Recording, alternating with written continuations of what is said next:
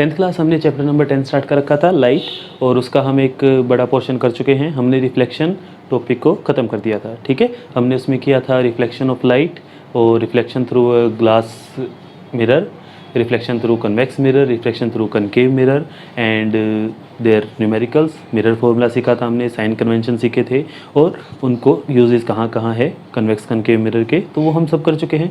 अब जो हमारा चैप्टर 10 का सेकंड पार्ट स्टार्ट हो रहा है, सेकंड पार्ट है हमारे पास रिफ्रैक्शन ऑफ लाइट। तो देखिए रिफ्रैक्शन ऑफ लाइट क्या होता है। हमने जब चैप्टर स्टार्ट किया था लाइट की प्रॉपर्टीज़ में, तो हमने इसमें दो चीज़ें जानी थी। सबसे पहले नंबर पे था कि लाइट होती क्या है, तो वो थी हमारे पास एक इलेक्ट्रोमैग्नेटिक वेव और it's an transverse in nature, fastest, ये सब हमने जाना था। उसके बाद फिर हमने सीखा था कि लाइट क्या क्या शो करती है, ठीक है। तो उसमें हमने सबसे पहले देखा था कैरेक्टरिस्टिक्स के अंदर रिफ्लेक्शन, जो हम कर चुके हैं। फिर हमने सीखा था रिफ्रैक्शन, वर्ड्स सुने थे। फिर हमने किया था डिस्पर्शन, ठीक है। तो 3 वर्ड्स हैं जो हमारे 10th क्लास के सिलेबस में है। चैप्टर नंबर 10 में हमें रिफ्लेक्शन एंड रिफ्रैक्शन के बारे में पढ़ना है, और चैप्टर नंबर 11 जो है आपका ह्यूमन आई, उसके अंदर आप पढ़ेंगे डिस्पर्जन ऑफ लाइट के बारे में, ठीक है। तो रिफ्रैक्शन ऑफ लाइट के बारे में आज हम अपनी स्टडीज़ को बढ़ाते हैं। तो देखिए रिफ्रैक्शन ऑफ लाइट क्या होता है। सबसे पहले अपने पास बात करते हैं ऑप्टिकल मीडियम की। तो ऑप्टिकल मीडियम आप जानते हैं क्या होते हैं। ऑप्टिकल मीडियम जिसके अंदर लाइट ट्रैवल करती है, ठीक है। तो जिसमें लाइट ट्रैवल कर सके उसको हम बोलते हैं ऑप्टिकल मीडियम। अब देखिए क्या होगा, अगर एक मीडियम से लाइट दूसरे मीडियम में आ जाए, ठीक है, यानी कि एक ऑप्टिकल मीडियम से दूसरे ऑप्टिकल मीडियम में लाइट आ जाए, तो हम क्या ऑब्जर्व करते हैं, उसका पाथ चेंज हो जाता है, ठीक है। हम क्या ऑब्जर्व करते हैं, उसका पाथ चेंज हो जाता है। तो that change in path is called refraction. तो इसकी हमारे पास डेफिनेशन क्या होगी, when light travels from rare to denser और डेंसर टू रेयर, या फिर when light travel from one medium to another, from one medium to another it get deflected from its original path, this process is called refraction, okay। तो refraction का मतलब क्या है, जब light एक medium से दूसरे मीडियम में चलती है तो उसका अपने रास्ते से भटक जाना ही रिफ्रैक्शन ऑफ लाइट कहलाता है, ठीक है। अब देखिए इसमें ऐसा होता क्यों है, तो सिंपल सी बात है, अगर मीडियम चेंज होगा यानी कि ऑप्टिकल डेंसिटी चेंज होगी और उसके अकॉर्डिंग उसकी स्पीड में फ़र्क आएगा, ठीक है। तो रिफ्रैक्शन ऑफ लाइट से इसके अंदर हम करते हैं, there are 2 type of mediums. तो मीडियम हमारे पास 2 टाइप के होते हैं, या फिर हम कह सकते हैं इनको हमने 2 कैटेगरीज में डाल दिया। One is called rare and other is called dense. तो rarer medium and denser medium, हमारे पास 2 तरह के मीडियम है। अब देखिए ये कोई एक पर्टिकुलर नहीं है कि रेयर कौन होगा और डेंस कौन होगा, ठीक है। ये हमेशा ही कंपैरेटिव होते हैं, ठीक है। हम हमेशा इन दोनों को कंपेयर करते हैं। तो रेयर के लिए अगर हम इसको सिंपल सी भाषा में याद करना चाहें तो इसको हम क्या लिखेंगे, इसकी ऑप्टिकल डेंसिटी कम होती है और इसकी ऑप्टिकल डेंसिटी ज़्यादा होती है, ठीक है। इसका मतलब होगा कि इसके पार्टिकल का डिस्टेंस ज़्यादा है, distance between particles is more, और इसका पार्टिकल डिस्टेंस लेस होगा, ठीक है। अब हम हमेशा इन दोनों को कंपेयर करके बताते हैं। जैसे कि अगर मैं आपसे बात करता हूँ, मेरे पास 3 मीडियम है, मान लेते हैं एग्जांपल के तौर पर मैं लेता हूँ, सबसे सिंपल ले लेते हैं एयर, वाटर एंड ग्लास। हम इन 3 से स्टार्टिंग करते हैं, ओके। तो देखिए एयर के अंदर जब लाइट चलेगी तो क्या होगा, तो हम देखते ही हैं एयर के अंदर लाइट चलते हुए, ठीक है। हम इसको फील भी करते हैं। वाटर के अंदर लाइट चलती है। देखिए लाइट हमें कैसे पता लगेगा किसी मीडियम में चल रही है या नहीं, तो उसका सिंपल सा तरीका क्या है कि अगर हमें उस मीडियम के आर पार दिखाई दे रहा है तो इसका मतलब लाइट उसके आर पार निकल गई, ठीक है। अगर आप किसी चीज़ के आर पार देख पा रहे हो तो इसका मतलब लाइट उसके आर पार निकल जाती है, ठीक है।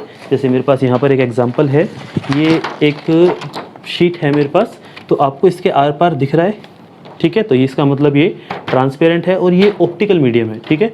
तो ये इसमें से आपको थोड़ा धुंधला दिख रहा है तो इसका मतलब ये ट्रांसल्यूसेंट हो चुका है। तो देखिए इसके अंदर से एक बार, ठीक है, इस तरह से हमें पता लगता है। तो जिसके अंदर से लाइट ट्रैवल करती है उसको हम क्या बोलते हैं, ट्रांसपेरेंट, या फिर वो होगा ऑप्टिकल मीडियम, ठीक है। मेरे पास एक और है, ये मेरे पास मोबाइल का कवर है, तो इसके अंदर से देखिए आपको बिल्कुल ही कम दिखेगा, तो ये ट्रांसल्यूसेंट हो चुका है।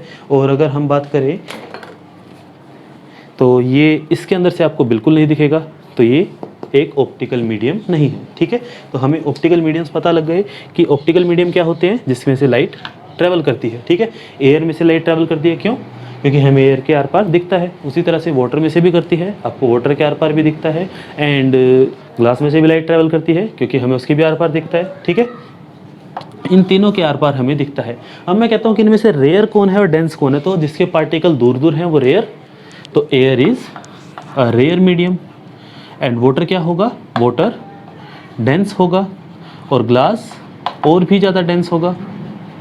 ठीक है, तो अगर मैं कहता हूँ कि कंपेयर वाटर एंड ग्लास, तो इन दोनों में से रेयर कौन है, तो this will be rare and this will be dense. ठीक है, कंपेयर करना होता है। अगर मैं कहता हूँ कि मुझे बताओ एयर और वाटर में से कौन है, तो हमारे पास आंसर है एयर रेयर होगी और वाटर डेंस होगा। हम बात करते हैं वैक्यूम की। वैक्यूम के अंदर लाइट की स्पीड सबसे ज़्यादा होती है।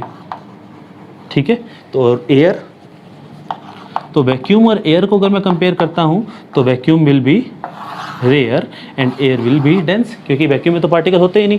अब पार्टिकल ही नहीं होंगे तो क्या दूर और क्या पास। ठीक है ना, एयर के particles as compared to vacuum पास होंगे।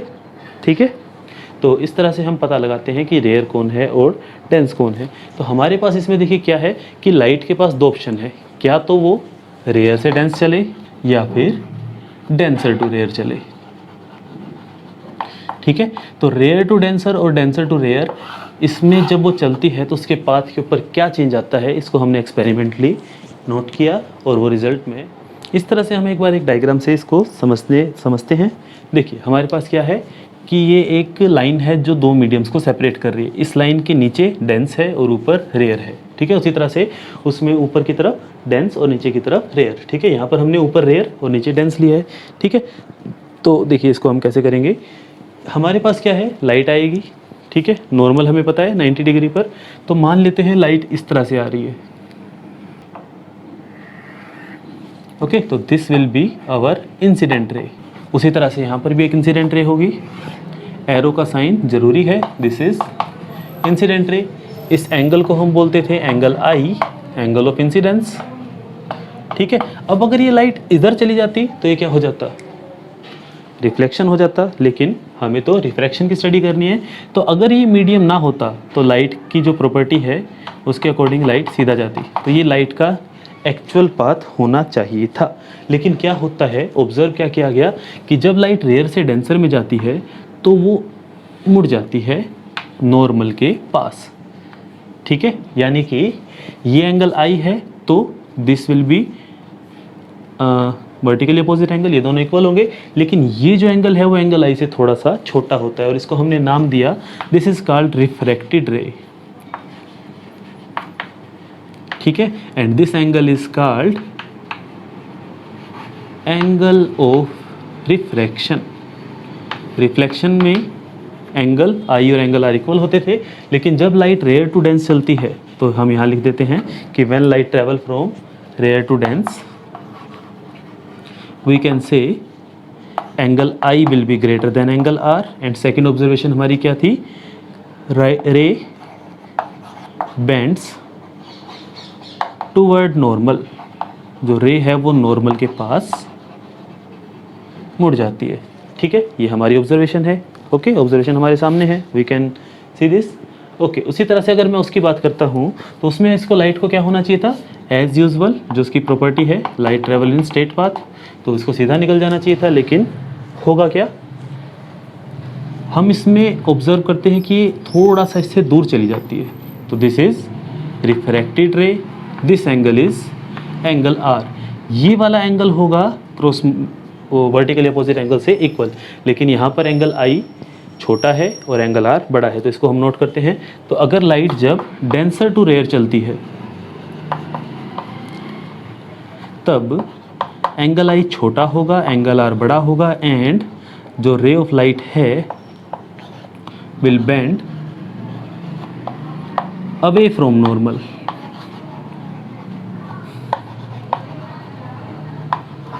ओके, तो ये नॉर्मल के देखो नॉर्मल ऐसे है, उस वाले में क्या हुआ था, ये नॉर्मल के पास आ गई, और इस वाले में क्या हुआ, नॉर्मल से दूर हो गई। तो जब लाइट डेंसर से रेयर में चलती है तो लाइट नॉर्मल से दूर हो जाती है, और अगर वो चल रही है रेयर टू डेंसर तो वो उसके पास हो जाएगी। ठीक है, इज दिस ओके। तो हमने इसमें जो नई चीज़ें सीखी है वो क्या है, इंसिडेंट रे तो हमारे पास वही है जो हमने पहले किया था। अब हमारे पास जो वर्ड आया वो आया रिफ्लेक्टेड रे, आया था हमारे पास रिफ्लेक्शन में, और अब है हमारे पास रिफ्रैक्टेड रे। ठीक है, रिफ्रैक्शन की बात चल रही है तो रिफ्रैक्टेड रे हमारे पास है। ओके, तो रिफ्रैक्टेड रे कौन सी होती है, आफ्टर रिफ्रैक्शन, और रिफ्रैक्शन किस वजह से होता है? Change in medium. Okay, medium change होगा तो रिफ्रैक्शन होगा। ठीक है, तो ये सब हमने एक्सपेरिमेंट्स के थ्रू करके देखा। ओके, अब देखिए ये है आपके सामने एक वीडियो जो आपको दिखा रही है कि किस तरह से लाइट ट्रैवल करती है, इंसिडेंट रे और रिफ्लेक्टेड रे, अगर रेयर टू डेंसर है और डेंसर टू रेयर है तो। ठीक है, तो फर्स्ट केस हमारे पास है रेयर टू डेंसर वाला, तो लाइट का पाथ क्या रहेगा? एंगल आई एंगल आर से छोटा होगा या बड़ा होगा? एंगल आई बड़ा होगा, एंगल आर छोटा होगा, और light bends toward normal, ray of light bends toward normal. Okay, और इसी तरह से डेंसर टू रेयर में क्या होगा? लाइट रे bend away from normal. Okay, एक बार आप इसको नोट कीजिए। अभी हमें पता लगा कि जब रेयर से डेंसर जाती है तो लाइट बेंड हो जाती है टुवर्ड्स नॉर्मल, और अगर डेंसर टू रेयर है तो अवे फ्रॉम नॉर्मल। अब इस चीज़ का रीज़न क्या है कि ऐसा होता किसकी वजह से? तो इसका आंसर है due to change in medium. अब मीडियम चेंज हो रहे हैं तो उसकी वजह से ऐसा क्या चेंज हो रहा है, तो हमें याद रखना है। आपको इसमें 9th क्लास में आपने एक फॉर्मूला सीखा था, v is equals to nu lambda.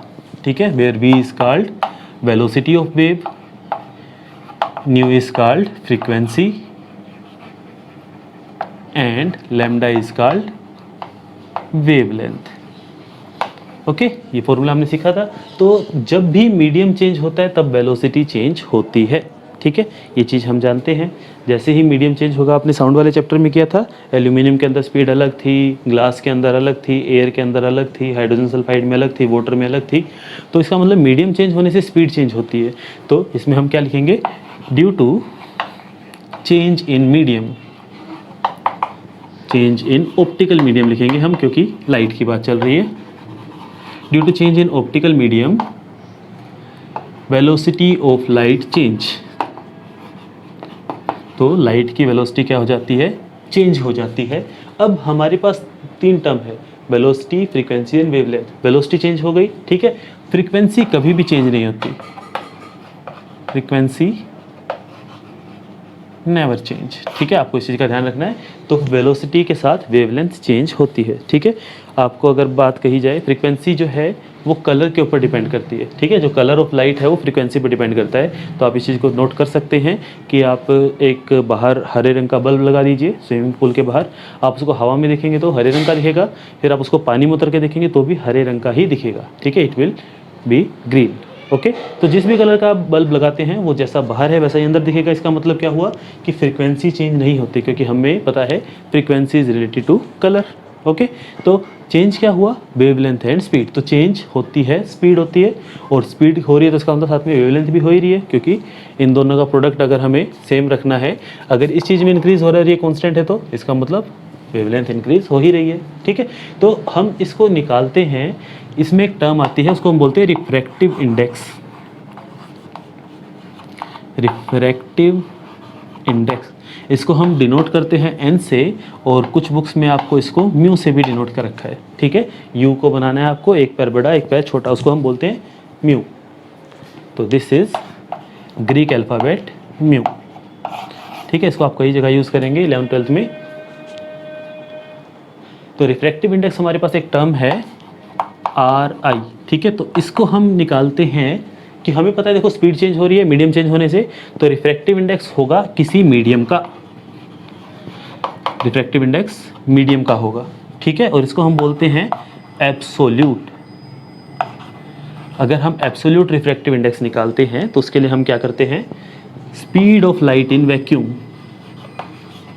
This is the formula, divided by speed of light in medium. ठीक है, इसका मतलब रिफ्रैक्टिव इंडेक्स हमेशा ही ग्रेटर देन इक्वल टू 1 रहेगा। एब्सोल्यूट रिफ्रैक्टिव इंडेक्स की बात हो रही है, क्योंकि वैक्यूम के अंदर स्पीड सबसे ज़्यादा होती है, ये हम जानते हैं। ठीक है ना, तो एब्सोल्यूट रिफ्रैक्टिव इंडेक्स क्या होता है? Speed of light in vacuum divided by speed of light in medium. इसको हम डिनोट करते हैं n is equals to, speed of light in vacuum होता है c, मीडियम के लिए हम यूज़ कर लेते हैं v। तो this is the formula for refractive index. ठीक है, c की वैल्यू हमें पता है 3 × 10⁸ मीटर पर सेकेंड। ठीक है, तो ये है हमारे पास रिफ्रैक्टिव इंडेक्स, जिसका रिफ्रैक्टिव इंडेक्स 1 से ज़्यादा है। ठीक है, मोस्टली चीज़ों का 1 से ज़्यादा ही होगा, सिर्फ एक ही चीज़ है जिसका रिफ्रैक्टिव इंडेक्स 1 होगा, और वो है हमारे पास वैक्यूम। ओके, तो हर चीज़ का एब्सोल्यूट रिफ्रैक्टिव इंडेक्स 1 से ज़्यादा होता है। ओके, तो ये है आपके सामने रिफ्रैक्टिव इंडेक्स के बारे में। और ये एक टेबल है जिसके अंदर आपको डाटा मिलेगा कि अलग अलग चीज़ों का रिफ्रैक्टिव इंडेक्स क्या क्या होता है। ठीक है, ये आपके एनसीईआरटी की बुक में है, सेम टेबल वही है। तो एयर का रिफ्रैक्टिव इंडेक्स इसमें है 1.00003, 1.003 जो भी है। ठीक है, फिर ग्लास का है, वाटर का है, रूबी का है, डायमंड का रिफ्रैक्टिव इंडेक्स सबसे ज़्यादा है, देखिए आप 2.42। ओके, तो डायमंड सबसे ज़्यादा लाइट को चेंज करता है उसके पाथ को, यानी कि जितना ज़्यादा पाथ में चेंज होगा उसका रिफ्रैक्टिव इंडेक्स उतना ही ज़्यादा है। ओके, तो ये था हमारे पास रिफ्रैक्टिव इंडेक्स के बारे में। रिफ्रैक्टिव इंडेक्स हमें बताता है कि लाइट की जो स्पीड है वो कितनी चेंज होगी, कितने मल्टीपल से चेंज हो जाएगी। ठीक है, अब हमारे पास में एब्सोल्यूट रिफ्रैक्टिव इंडेक्स के साथ एक टर्म और आती है, that is relative refractive index. तो रिलेटिव का मतलब कंपेयर कर रहे हैं हम। ठीक है, देखो जरूरी थोड़ा ना हमेशा लाइट वैक्यूम से ही वाटर में आएगी। ठीक है, जरूरी नहीं है कि हमेशा लाइट वैक्यूम से ही ग्लास में आएगी। हो सकता है कि वो वैक्यूम से एयर में आए और फिर एयर से ग्लास में आए, या हो सकता है कि वो वैक्यूम से पहले एयर में आए, एयर से वाटर में आए और वाटर से फिर ग्लास में आए। तो वाटर से ग्लास में अगर लाइट आ रही है, ठीक है, तो इसका मतलब हमें क्या करना होगा, उसको रिलेट कर रहे हैं ना कि वाटर के कंपैरिजन में ग्लास का रिफ्रैक्टिव इंडेक्स क्या है। तो इसमें अगर हमें रिलेट करना है तो मैं कहता हूँ refractive index of first with respect to second, यानी कि पहले वाले का refractive index as compare to second is equals to absolute refractive index of first divide में absolute refractive index of second. ठीक है, तो ये फॉर्मूला है हमारे पास रिलेटिव रिफ्रैक्टिव इंडेक्स का। मैं कहता हूँ कि मुझे बताओ refractive index of glass with respect to water, तो इसका आंसर क्या आएगा, ऊपर ग्लास का रिफ्रैक्टिव इंडेक्स जो एब्सोल्यूट है, नीचे वाटर का रिफ्रैक्टिव इंडेक्स जो एब्सोल्यूट है, दोनों को डिवाइड कर दो। Relative refractive index can be greater then और लेस देन और इक्वल टू 1। ठीक है, रिलेटिव रिफ्रैक्टिव इंडेक्स 1 से ज़्यादा भी हो सकता है, 1 से कम भी हो सकता है और 1 के इक्वल भी हो सकता है। ठीक है, तो अगर मैं बात करता हूँ इसकी रिलेटिव रिफ्रैक्टिव इंडेक्स की, अगर ये 1 से ज़्यादा है या फिर ये 1 से कम है, तो देखिए अगर 1 से ज़्यादा है तो इसका मतलब ऊपर वाले में स्पीड उसकी ज़्यादा रही होगी, नीचे वाले में कम रही होगी। तो अगर रिफ्रैक्टिव इंडेक्स 1 से ज़्यादा आता है तो इसका मतलब हम कहेंगे कि रेयर टू डेंसर जा रहा है। ठीक है, याद रहेगा, अगर रिलेटिव रिफ्रैक्टिव इंडेक्स 1 से ज़्यादा है तो हम क्या कहेंगे कि हाँ वो किस में जा रहा है, रेयर टू डेंसर में जा रहा है। और अगर रिलेटिव रिफ्रैक्टिव इंडेक्स 1 से कम है तो इसका मतलब वो डेंसर टू रेयर जा रहा है। ओके, तो इस चीज़ को एक बार आप नोट कर लीजिए, फिर हम इसके कुछ क्वेश्चंस ट्राई करते हैं। ये मैंने फॉर्मूलाज लिख दिए हैं आपके सामने, बोर्ड पर है कोने में, और ये कुछ प्रॉपर्टीज़ हैं जिनके ऊपर रिफ्रैक्टिव इंडेक्स डिपेंड करता है। ठीक है, तो हमें ये चीज़ें पता होनी चाहिए। चलिए, क्वेश्चन है हमारे पास, रिफ्रैक्टिव इंडेक्स दे रखा है वाटर का 4/3, तो हमें बताना है कि वाटर में लाइट की स्पीड क्या होगी। तो सिंपल सा फॉर्मूला हम जानते हैं, n is equals to c/v। n की वैल्यू 4/3, c की वैल्यू हमें याद रखनी है 3 × 10⁸ divided by v। Cross multiply कीजिए, v उधर जाएगा और 3 उधर जाएगा तो 3 3 9, 4 इधर आएगा तो डिवाइड में आ जाएगा। ठीक है, आप इसको डिवाइड करेंगे तो कितना आएगा, 2.25 × 10⁸ मीटर पर सेकेंड। ठीक है, सिंपल सा क्वेश्चन, फॉर्मूला सामने है, हमें पता ही है फॉर्मूला क्या है और उसके अंदर वैल्यू पुट करते हैं और निकाल देते हैं। ठीक है, इसी तरह से हमारे पास एक क्वेश्चन आता है कि रिफ्रैक्टिव इंडेक्स है ग्लास का लेट्स से 3/2 एंड वाटर का हमें बता रखा है 4/3। तो हमसे पूछा जाता है कि हमें बताओ refractive index of glass with respect to water and refractive index of water with respect to glass. ठीक है, दोनों बताने हैं कि आपसे पूछ सकते हैं किसमें से बड़ा कौन है। तो चलिए निकालते हैं, glass with respect to water क्या होगा, refractive index of glass divide में रिफ्रैक्टिव इंडेक्स ऑफ वाटर। ऊपर ग्लास का है 3/2 डिवाइडेड बाय 4/3, तो इसको सीधा करेंगे तो आएगा 3 × 3 4 × 2। तो refractive index of glass with respect to water कितना आया, 9/8। अब देखो ग्लास ऑफ वाटर और वाटर ऑफ ग्लास एक दूसरे को उल्टा ही तो किया है हमने, तो इसको हम क्या लिख सकते हैं, 1/वाटर विद रिस्पेक्ट टू ग्लास। ठीक है, आप निकाल के देखेंगे तो उल्टा ही निकलेगा। तो refractive index of water with respect to glass क्या होगा, water divided by glass. Value put करते हैं, वाटर का कितना है 4/3 और इसका है 3/2। तो इसको सोल्व करेंगे तो 8/9 ही आ रहा है, ठीक है, वही हमने सीखा है। तो इस तरह से हम रिफ्रैक्टिव इंडेक्स के क्वेश्चंस को सोल्व करते हैं। ओके, आप इन क्वेश्चंस को एक बार ट्राई कीजिए और फिर हम इसको आगे बढ़ाते हैं। एक बार इनको नोट कर लीजिए। ये है हमारे सामने लॉज ऑफ रिफ्रैक्शन, ठीक है। देखिए लॉज ऑफ रिफ्रैक्शन क्या कहते हैं। तो लॉज ऑफ रिफ्रैक्शन हमारे पास पहला लॉ तो सेम ही है जो रिफ्लेक्शन में था, बस रिफ्लेक्टेड रे की जगह रिफ्रैक्टेड आ गया। तो वो क्या है, incident ray, refracted ray and normal all lies in same plane, ठीक है, सारे के सारे सेम प्लेन में लाई करते हैं। दूसरा हमने देखो क्या सीखा था, हमें पता है कि angle i is not equal to angle r. Refraction की बात चल रही है, ठीक है। अगर रिफ्लेक्शन होता तो दोनों इक्वल होते, लेकिन यहाँ पर रिफ्रैक्शन है तो अलग अलग होंगे। चलिए ठीक है जी, तो angle i is not equal to angle r, या तो एंगल आई बड़ा होता है, ये कब होता है, जब लाइट रेयर टू डेंस में जा रही हो, ठीक है, और एक एंगल आई छोटा होता है, ऐसा कब होता है, जब लाइट डेंसर से रेयर में जा रही हो। तो आप इस डायग्राम को देखकर बताइए कि इसमें क्या हो रहा है, रेयर टू डेंसर वाला केस है या डेंसर टू रेयर वाला। जी हाँ, ये है रेयर टू डेंसर वाला, क्योंकि हमें इसमें दिख रहा है, देखो इसका ओरिजिनल पाथ होना चाहिए था ये वाला, हमारे पास ओरिजिनल पाथ ये होना चाहिए था, लेकिन लाइट मुड़ गई, ठीक है ना, टूवर्ड्स नॉर्मल। तो इन्होंने, एक साइंटिस्ट थे हमारे पास, उनका नाम था स्नेल। तो स्नेल्स लॉ उन्होंने दिया कि एंगल आई और आर में पक्का कोई ना कोई रिलेशन निकलेगा, जैसे उसमें था रिफ्लेक्शन वाले में था, एंगल आई और एंगल आर इक्वल होते थे। तो इसने कहा कि यहाँ पर भी कोई ना कोई रिलेशन निकलना चाहिए। तो उन्होंने अपने एक्सपेरिमेंट्स किए और उन्होंने रिलेशन निकाला sine of angle i and sine of angle r, यानी कि ये जो एंगल है आपने चैप्टर नंबर 8 में किया है trigonometry, sine theta cos theta. तो अगर मैं इस एंगल का साइन ले लूँ, ठीक है, देखो इसकी वैल्यू हो सकता है 30 हो, तो इसका साइन कितना हो जाएगा, 1/2 हो जाएगा, ठीक है। तो इस एंगल का अगर मैं साइन ले लेता हूँ, साइन ऑफ एंगल आई, और अगर मैं इस एंगल का साइन ले लेता हूँ, साइन ऑफ एंगल आर, उन दोनों का रेशियो हमेशा कांस्टेंट निकलता है। देखो इसमें क्या है कि हमारे हाथ में है कि इंसिडेंट रे किस एंगल पर आएगी, ठीक है। आप इसके एक्सपेरिमेंट को अगर आप देखते हैं तो आपके पास क्या है, एक लेज़र लाइट होनी चाहिए, सामने आप एक ग्लास रखिए, उसके ऊपर आप लेज़र लाइट को मारिए इस तरह से, ठीक है। तो जैसे ही वो किसी एंगल पे गिरेगी, हम उसके एंगल को कम ज़्यादा कर सकते हैं, ठीक है ना, हम उसके एंगल को कम ज़्यादा कर सकते हैं। तो अगर हम इसको यहाँ से मान लीजिए कि ये पहले था 30, तो मैंने इसको बढ़ा के 45 कर दिया, ठीक है। अब भी ये मुड़ेगी कुछ ना कुछ एंगल पे, फिर मैंने इसको बढ़ाकर मान लेते हैं 60 कर दिया, अब भी मुड़ेगी कुछ ना कुछ।